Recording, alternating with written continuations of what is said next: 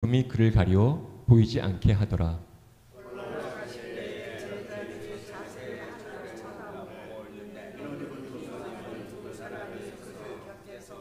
함께 읽겠습니다. 이르되 갈릴리 사람들아 어찌하여 서서 하늘을 쳐다보느냐. 너희 가운데서 하늘로 올려지신 이 예수는 하늘로 가심을 본 그대로 오시리라 하였느니라. 아멘. 누가복음을 기록했던 누가는 데오빌로에게 첫 번째로 누가복음을 써서 보냈고, 그 이후에 이제 사도행전이라는 두 번째 글을 써서 보내고 있습니다. 첫 번째로 썼던 누가복음 같은 경우는 예수님의 지상 사역에 대한 기록입니다. 그리고 속편이 되는 이 사도행전은 예수께서 이루셨던 사역을 그의 제자들이, 사도들이 어떻게 계승하고 있는가 하는 바에 대한 기록입니다. 특히 제자들이 예수 그리스도의 사역을 계승한다는 이런 부분에 있어서는 예수께서 승천하신 후에도 계속해서 사역을 해 나가신다는 그런 사실을 암시하고 있습니다. 더 이상 눈에 보이는 모습으로 사역을 하시는 것은 아니지만 제자들을 통해서 성령으로 행하시는 것을 우리에게 알려줍니다. 이 점에서 사도행전을 성령행전이라고 부르는 경우가 있습니다. 사도행전은 처음부터 끝까지 성령의 출현과 또 활동에 대한 기록입니다. 부활하신 예수께서 제자들에게 확실한 많은 증거로 친히 살아계심을 증거하셨습니다. 40일 동안 그들에게 보이셨고 하나님 나라의 일을 말씀해 주셨습니다. 하나님 나라는 예수께서 처음부터 전하시던 핵심적인 주제이고, 또 아울러 우리가 사도행전을 계속 읽어가면서 확인할 수 있는 것처럼 택하신 사도들에게도 성령으로 말씀하신 이 내용, 택하신 사도들에게 명하신 내용 역시 하나님 나라의 전파에 관한 그런 내용을 담고 있습니다. 하나님 나라는 이렇게 믿는 사람들이 추구하고 또 전파해야 하는 핵심 주제가 됩니다. 그런데 사도들에게 명하시는 또 다른 사항 하나를 확인할 수가 있습니다. 그들에게 분부하여 이르시되 예루살렘을 떠나지 말고 내게서 들은 바 아버지께서 약속하신 것을 기다리라 라고 말씀을 주십니다. 여기서 아버지께서 약속하신 것은 성령입니다. 아버지께서 약속하신 대로 이제 위로부터 권능을 입을 때까지는 사명을 이룰 수가 없는 것입니다. 예수께서는 요한은 물로 세례를 베풀었으나 너희는 몇 날이 못되어 성령으로 세례를 받으리라 라고 말씀을 주십니다. 약속대로 성령이 오시면 이제 제자들의 죄를 씻고 새롭게 되는 그런 성령 세례를 경험하게 됩니다. 물 세례는 죄 사함을 상징하는 의식이고, 성령 세례는 죄 사함 그 자체라고 할 수 있습니다. 이와 관련해서 성령 세례의 시점 문제가 부각이 되고는 합니다. 두드러지게 부각이 될 때가 있습니다. 성령 세례의 시점이라는 것은 이제 성령 세례가 예수님을 영접할 때 받는 것인지 혹은 영접 후에 어느 시점에 받는 것인지의 그런 문제에 관련이 있습니다. 어느 쪽을 주장하든지 간에 예수님을 영접한 후에 많은 사람들에게 소위 말하는 두 번째 경험이라는 게 일어난다는 데에 대해서는 이론의 여지가 없습니다. 의견이 일치하고 있습니다. 근데 다만 의견이 갈라지는 부분은 무엇이냐면은 예수님을 영접하는 것이 성령 세례의 순간인 것인지 아니면 영접한 후에 두 번째 경험이 성령 세례에 대한 것인지에 대한 그런 논쟁이 있습니다. 많은 그리스도인들이 예수님을 영접하고 나서, 그리스도인이 되고 나서 성령 세례를 경험했고, 이 성령 세례가 자신들의 삶에 아주 큰 축복이 됐다고 그렇게 고백을 합니다. 기도하고 성경 공부하는 게 훨씬 더 의미가 있고 또 훨씬 더 효과적이 됐고, 또 예배하고 찬양하는 게 이전과 다른 기쁨을 경험하게 하고, 또 영적인 은사, 가장 빈번하게는 방언의 은사, 그렇지만 그 외에도 다른 은사를 이렇게 받게 됩니다. 이에 대해서 성경적인 근거나 사례를 들기도 합니다. 오늘 본문이 그 중에 하나가 됩니다. 예수님의 제자들은 다 아시다시피 오순절 성령 강림 역사 이전부터 예수님을 믿었습니다. 그 오래전부터 예수님을 믿었습니다. 이 점에서 제자들이 확실히 오순절이 오기 오래전부터 회심했다고 그렇게 말씀을 드릴 수 있습니다. 예를 들어서 마태복음 16장 16절을 보면은 베드로가 주는 그리스도시요 살아계신 하나님의 아들이시니다라고 고백하는 것을 다 아시는 바와 같습니다. 그리고 이 제자들에게 예수님께서는 부활하신 후에 예루살렘을 떠나지 말고 내게서 들은 바 아버지께서 약속하신 것을 기다리라고 그렇게 말씀을 주십니다. 그리고 몇 날이 못 되어서 성령으로 세례를 받으리라고 이렇게 말씀을 하시고 있습니다. 제자들을 믿고 있는 예수님을 믿고 있는 제자들은 성령 세례를 받지 못하고 있던 것입니다. 또 아울러 예수께서는 우리 제자들에게 사도들에게 오직 너희에게 성령이 임하시면 너희가 권능을 받으리라고 그렇게 말씀을 하셨고, 그래서 제자들은 예수님의 말씀에 순종을 했고 새로 권능을 받을 수 있었습니다. 사도행전 2장을 보면은 이제 제자들이 열흘을 기다렸고 오순절이 됐고 불의 혀가 그들의 머리 위에 머무르는 그런 역사가 일어납니다. 이 대목에서 그들이 다 성령의 충만함을 받고 성령이 말하게 하심을 따라 다른 언어들로 말하기를 시작하니라라고 그렇게 말씀을 하고 있습니다. 성령으로 세례를 받았다는 것을 분명하게 보여줍니다.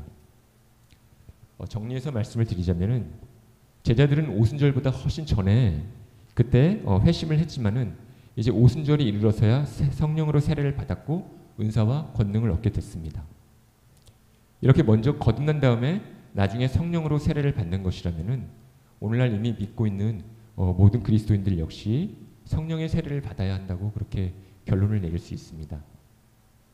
성령의 세례를 받아야 하고 그리스도인으로서 삶과 사역을 위해서 권능을 받아야 하고 자주 내지는 모든 경우에 있어서 방언으로 말하는 결과가 생겨야 됩니다. 그런데 다른 한편으로는 또 성령 세례는 예수님을 믿는 순간에 일어나는 것이라고 그렇게 주장하는 입장이 있습니다. 이 경우에도 성경에서 예들을 제시할 수 있습니다. 이제 그중 하나가 고린도전서 12장 13절입니다. 우리가 유대인이나 헬라인이나 종이나 자유인이나 다 한 성령으로 세례를 받아 한 몸이 되었고 또 다 한 성령을 마시게 하셨느니라. 여기서 지금 바울 사도는 모든 고린도 성도들이 그리스도의 지체가 되었을 때에 그렇게 한 몸이 되었을 때에 성령의 세례가 일어난다고 말하고 있습니다. 세례를 받았다고 말하고 있습니다. 다 한 성령으로 세례를 받아서 한 몸이 되었다고 말씀하고 있습니다. 그러니까 고린도의 성도들 중에서 이미 믿은 후에 그 중에서 일부가 성령으로 세례를 받은 게 아니라 모든 성도들이 다 성령으로 세례를 받았다고 말씀하고 있습니다. 그러니까 모든 성도들이 성령으로 세례를 받았다는 말씀은 믿는 순간에 회심할 때에 성령 세례를 받았기 때문에 가능한 그런 말씀입니다. 이런 성경 구절에 따르면 성령 세례라는 건 이제 회심할 때에 그러니까 예수님을 주와 그리스도로 영접할 때에 일어난다는 것을 우리가 생각해 볼 수가 있습니다. 이렇게 성령의 세례라는 것은 그리스도인으로서 우리가 신앙생활을 시작할 때에 성령이 우리에게 거듭남을 주시는 것, 중생의 씻음과 성령의 새롭게 하심을 주시는 것으로서 우리가 죄 짓는 것과 분명히 단절할 때에 그때 일어난다고 그렇게 가르쳐 줍니다. 이런 식으로 성령의 세례라는 것은 이제 성령이 그리스도인으로서의 신앙생활을 시작할 때에 그 성도에게 행하시는 모든 활동을 가리키는 것입니다. 오순절 계통의 교회들이 주장하는 것과는 달리 회심 후에 일어나는 것이 아니라 회심할 때 일어난다는 것입니다. 예를 들자면은 누구든지 성령으로 말미암지 아니하고는 예수를 주시라 할 수 없느니라고 그렇게 분명히 신앙 고백과 회심에 있어서 성령의 역사를 강조하는 말씀도 우리가 기억해 볼 수가 있습니다. 성령 세례의 시점에 대해서 이런 차이를 이해하고 혼동을 피하려면은 우리가 오순절 성령 강림의 이 역사가 개인적인 수준이 아니라 그보다 훨씬 더 큰 의미를 지니고 있다는 것을 우리가 고려하고 이해를 해야 합니다. 오순절은 옛 언약의 성령의 사역과 새 언약의 성령의 사역의 그 전환기에 있습니다. 성령은 구약 전반에 걸쳐서 일하십니다. 창세기 1장 1절 2절 그 부분부터 하나님의 신은 수면에 운행하시니라고 우리가 분명하게 제일 첫 구절에서부터 살펴볼 수가 있습니다. 성령은 여러 대목에서 사람들에게 하나님을 섬기고 또 지도하고 예언할 능력을 주시는 여러 가지 기사들을 우리가 구약 성경에서 찾아볼 수가 있습니다. 그렇지만 구약에서 성령은 소수의 사람들에게만 임합니다. 특별하게 선택받은 사람들에게만 임합니다. 민수기 11장 29절을 보면은 모세가 성령이 하나님의 모든 백성에게 주어지기를 바라기도 합니다. 여호와께서 그의 영을 그의 모든 백성에게 주사 다 선지자가 되게 하시기를 원하노라. 역으로 상황이 그렇지 않기 때문에 이런 바람을 가지는 것입니다. 구약에서 성령의 사역이라는 것은 거의 대부분의 경우 이스라엘이라는 그 한 나라에 국한이 됩니다. 그렇지만 새 언약에서는 성령께서 모든 성도들과 관련해서 전 세계의 모든 성도들과 관련해서 새로운 성령의 거처를 지어가고 계십니다. 에베소서 2장 22절에서 말씀하는 것과 같습니다. 제가 읽어드리겠습니다. 너희도 성령 안에서 하나님이 거하실 처소가 되기 위하여 그리스도 예수 안에서 지어져 가느니라. 성령의 이 새 언약의 능력이라는 것은, 새 언약의 성령의 능력이라는 것은 예수님의 삶과 사역에서 가장 먼저 드러납니다. 예수께서 세례를 받으실 때에 성령이 비둘기같이 하늘에서 예수께로 임하셨고, 또 예수께서는 성령의 능력으로 귀신을 쫓아내셨고, 자신에게 나오는 모든 사람을 고치셨고, 또 사람들이 전에 들어보지 못했던 그런 새로운 권세로 가르치셨습니다. 예를 들어 마태복음 12장 28절을 보면은 그러나 내가 하나님의 성령을 힘입어 귀신을 쫓아내는 것이면 하나님의 나라가 이미 너희에게 임하였느니라라고 그렇게 말씀하고 있습니다. 제자들은 이제 오순절 성령 강림을 통해서 사도들은 완전한 새 언약의 능력을 받습니다. 제자들의 삶에서 엄청난 전환이 일어납니다. 이제 새 언약의 능력으로 제자들의 증거와 사역에서 아주 큰 엄청난 역사가 일어납니다. 성령은 그 외에도 모든 신자들에게도 이제 이 새 언약이 성취되었을 때에 성령께서 드디어 그 새 언약을 성취하셔서 오셨을 때에 새 언약대로 성취해서 오셨을 때에 모든 사람에게 죄와 싸울 수 있는 능력을 주셨고, 또 사단의 세력을 이기기 위한 능력을 주셨고, 사명을 감당할 은사를 널리 그리고 지금까지도 각 사람에게 나눠주시고 있습니다. 오순절 성령 세례의 이 경험이 사도들이 회심한 후에, 예수님을 믿고 난 후에 오랜 시간이 지난 후에 온 것은 사실입니다. 성경에 기록되어 있고 우리가 부인할 수 없습니다. 그런데 그것을 그 외 다른 성도들에게, 우리에게 본보기로 삼을 수는 없습니다. 왜냐하면 지금은 성령의 역사에 있어서 전환기가 아닙니다. 전환기에는 옛 언약을 가지고 있던 사람들이 성령이 임하시는 새 언약의 성취가 이제 일어나게 되면서 그 성령의 그 새 언약의 성취가 일어나면서 그때 그렇게 일어났지만은 전환기 성도들은 그렇게 전환기를 맞이하면서 새 언약의 성령의 성취를 그때 이제 경험하기 시작했지만은 현대의 성도들은 옛 언약이 아니라 이미 새 언약을 가지고 시작합니다. 옛 언약과 상관이 없습니다.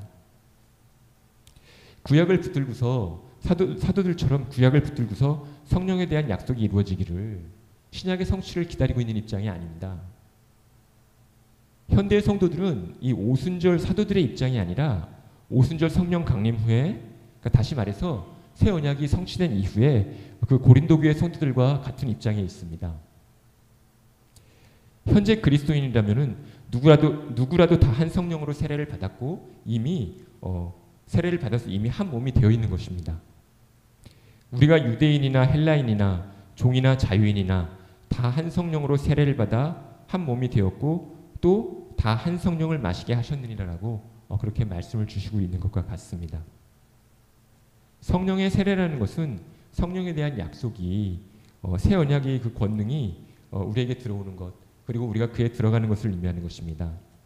사도들에게는, 옛 언약 가운데 있었던 사도들에게는 오순절 성령 강림 때 일어났지만은 고린도의 교인들에게는 회심 때 일어났고, 그리고 그 이후에 모든 성도들, 우리를 포함한 모든 진지하게 신앙을 고백하는 성도들에게는 회심 때 일어나는 것입니다. 회심 후에 성령 세례를 경험하고 삶의 큰 축복을 받았다는 분들이 성령으로 세례받으려고 준비를 해야 한다고 가르칩니다. 심지어 무슨 성령 세미나 같은 것들을 하기도 하고, 저 역시도 그런데 참여해 본 적이 경험이 있긴 있습니다. 그렇게 보통 얘기하는 것은 모든 죄를 고백해라, 회개해라, 하나님께서 네 죄를 용서해 주실 것을 믿어라, 삶의 모든 영역에서 단 한 방울도 남기지 않고 너를 하나님께 바쳐라, 헌신해라. 하나님께서 새로운 은사를 주실 것을 기대해라, 사모해라. 그리고 이렇게 성령의 세례를 구하면서 간절히 기도하라라고 그렇게 보통 통상적으로 가르치고 있습니다. 근데 소위 이런 준비라는 것은, 성령 세례를 위한 이런 준비라는 것은 성령 세례의 시점과 상관없이 신앙의 성장이나 성숙을 가져올 수밖에 없는 것입니다. 진심으로 회개하고 진심으로 헌신하는 성도들, 이런 신앙은 더 깊이 있고 생생한 하나님과의 교제로 이끌 수밖에 없는 것입니다. 진심으로 드리는 기도, 더 열심히 간절하게 드리는 기도, 거기에 힘쓸수록 우리가 더 성령에 충만하게 됩니다. 그리고 더 많은 은혜와 은사를 가져왔으면 가져왔지 손해가 되지 않습니다. 어떤 형태로건 신앙적으로 바람직한 결과를 낳을 수밖에 없는 것입니다. 회심 후에 성령의 세례를 주장하시는 분들은 이 성경 말씀을 바르게 이해하는 것이 아닐 뿐만 아니라 교회적으로도 바람직하지 않은 결과를 낳게 됩니다. 교회 내 성도들을 성령 세례를 받은 사람들과 그렇지 않은 사람들로 구분하게 됩니다. 계층을 나누게 됩니다. 성도들 사이에서 분열이나 위화감을 조성할 수 있습니다. 그렇게 될 수밖에 없습니다. 우리가 은사나 아니면 권능이나 어떤 능력이나 아니면 하나님과의 관계의 깊이에 있어서나 아니면 그리스도인 개개인의 인격의 성숙에 있어서는 단지 두 단계만 있는 것이 아니라 다양한 수준이 있습니다. 다양한 단계가 있습니다. 소위 그 회심 후에 성령 세례라고 하는 그런 극단적인 경험이 없어도 아주 오랜 시간에 걸쳐서 꾸준하게 신앙생활을 하시고 그래서 아주 존경할 만한 그런 신앙인으로서의 특징들을 보여주시는 분들, 신앙인으로서 아주 존경할 만한 분들도 얼마든지 있는 것입니다. 반면에 특정한 예외적인 경험이 있어도 그 후에 별다른 진전이 없는 경우도 우리가 얼마든지 있습니다. 자기가 아는 게 다 전부인 것으로 착각하고 거기 자기 경험이나 자기 지식에 갇혀서 지내는 경우도 독단적이고 독선적이 되는 경우도 아주 비일비재합니다. 누가 더 신령한지 아니면 누가 더 거룩한지의 문제는 성도 개개인에 따라서 차이가 있는 것이지 성령 세례를 받은 사람들이다 아니다 그렇게 받지 않은 것과는 그렇게 나눌 수 있는 문제가 사람이 나눌 수 있는 문제가 아닙니다. 그렇겠죠. 하나님께서 판단하고 아실 일이지 보이지 않는 것들을 보지 못하는 인간이 보는 것도 부분적으로밖에 보지 못하는 인간이 심지어 눈으로 뻔히 보면서도 제대로 보지도 못하는 인간이 임의로 판단하고 결정할 문제가 아닌 것입니다. 각자 소견대로 판단할 문제가 아닌 것이 고린도전서 4장 3절로 5절에서 말씀하시는 것과 같습니다. 제가 읽어드리겠습니다. 너희에게나 다른 사람에게나 판단받는 것이 내게는 매우 작은 일이라. 나도 나를 판단하지 아니하노니 내가 자책할 아무것도 깨닫지 못하나 이로 말미암아 의롭다 함을 얻지 못하노라. 다만 나를 심판하실 이는 주시니라. 그러므로 때가 이르기 전 곧 주께서 오시기까지 아무것도 판단하지 말라.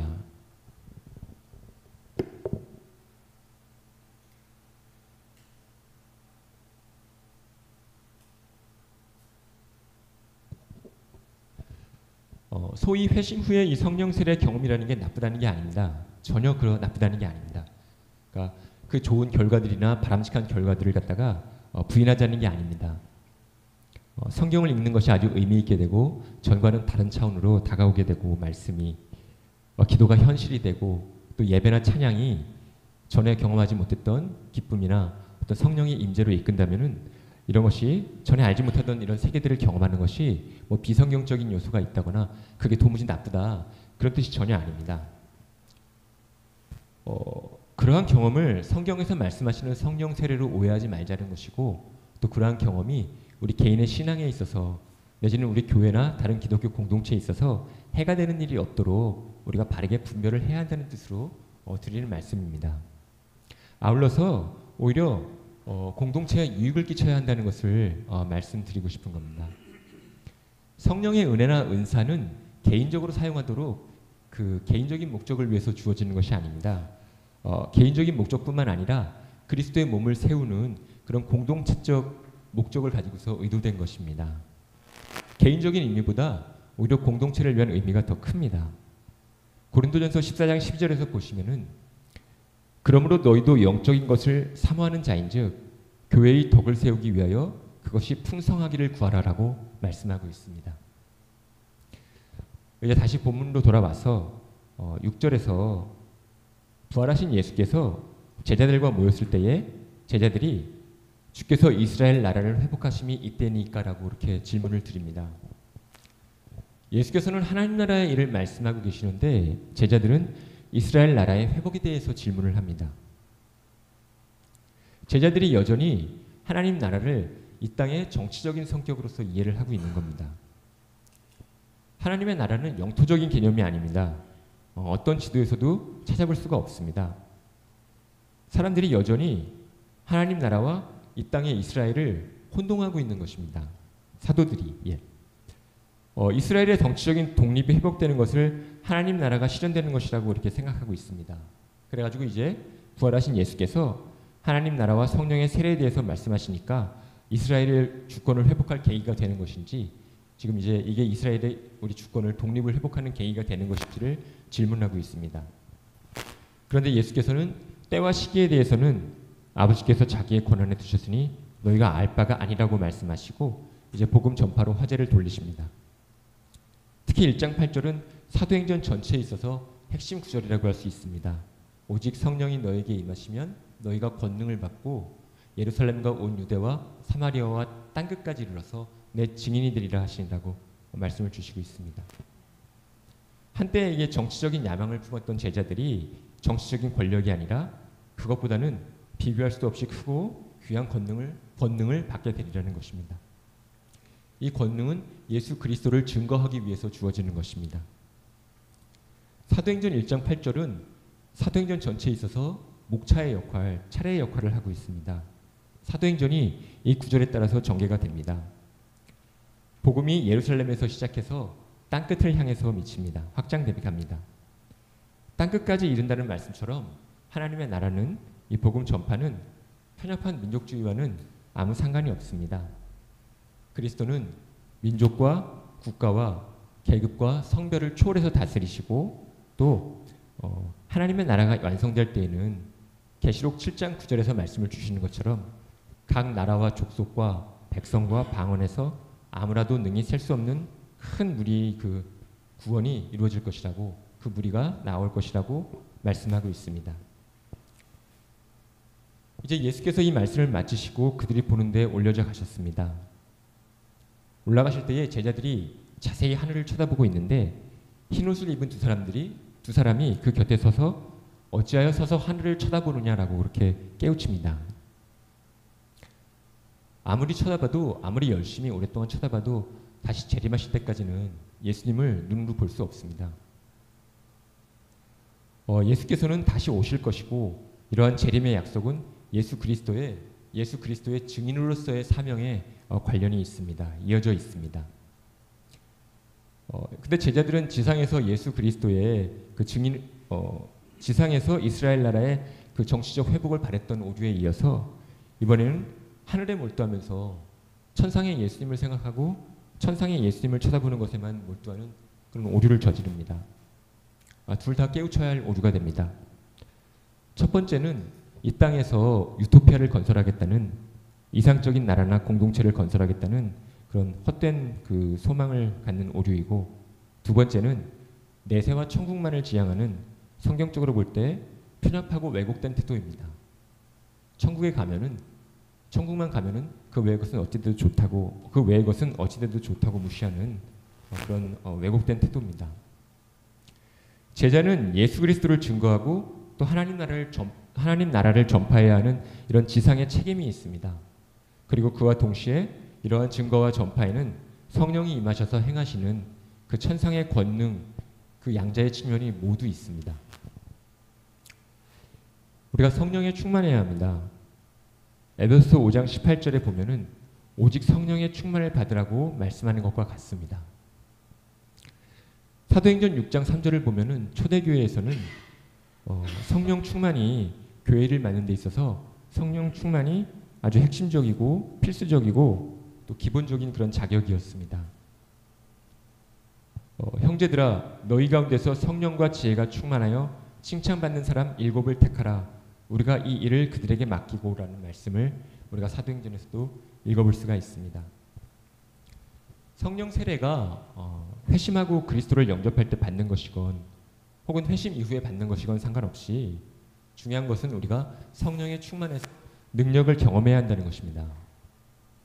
우리에게 능력이 필요하다는 것입니다. 성령의 세례를 받고 성령에 충만할 때의 능력이라는 것은 무엇보다 예수 그리스도를 증거하는 능력입니다. 우리가 예수 그리스도를 증거하기 위해서 능력을 받아야 하고 능력을 받고 예수 그리스도를 증거해야 한다는 것입니다. 성령의 세례가 회심할 때 받는 것이건 아니면 회심하고 난 어느 시점에서 받는 것이건 상관없이 그리스도인이 성령에 충만하지 못한 것은 성경적으로 볼 때 정상이 전혀 아닙니다. 그냥 정상이 아닌 게 아니고 성경적으로는 아주 심각한 문제입니다. 그걸 무엇이라고 부르던 간에 우리가 어떻게 그걸 언제 받든지 간에 상관없이 중요한 것은 모든 그리스도인이 성령으로 세례를 받을 때 그것이 의미하는 바를 갖다가 실제로 경험할 수 있어야 한다는 것입니다. 성령의 충만과 능력을 우리가 경험해야 합니다. 우리에게 필요한 것입니다. 사도행전은 성령이 사역에 있어서 최고의 위치를 차지한다고 가르쳐 줍니다. 사도들이 맡게 될 사명은 성령이 임하셔서 권능을 주셔야만 이룰 수 있습니다. 사도들이 이 능력을 받기 전까지 그리스도께서 주신 사명을 시작도 하지 않았습니다. 사명이 아무리 시급하고 중요하다고 인간적으로 판단할 수 있지만 성령이 임하시기까지는 아예 시작도 하지 않았습니다.